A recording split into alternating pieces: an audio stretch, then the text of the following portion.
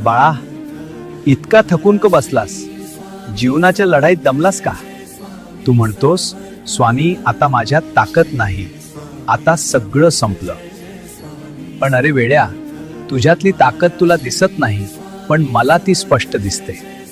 तू जेव्हा रात्री एकटाच रडतोस, तेव्हा तुझ्या डोळ्यातले अश्रू पुसायला मीच असतो.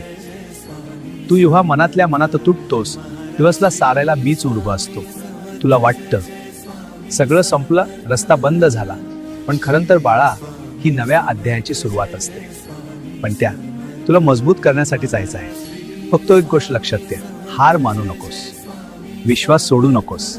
आज नाही तर उद्या तुझ्या आयुष्यात प्रकाश नक्की येईल. तू पडशील तरी उचलायला, तू रडशील तरी समजवायला. फक्त माझं नाव घे, उरलेलं सगळं मी पाहिने. तुझ्या कष्टाचं फळ तुला मिळेलच. विश्वास ठेव बाळा, मी तुझ्या पाठीशी आहे.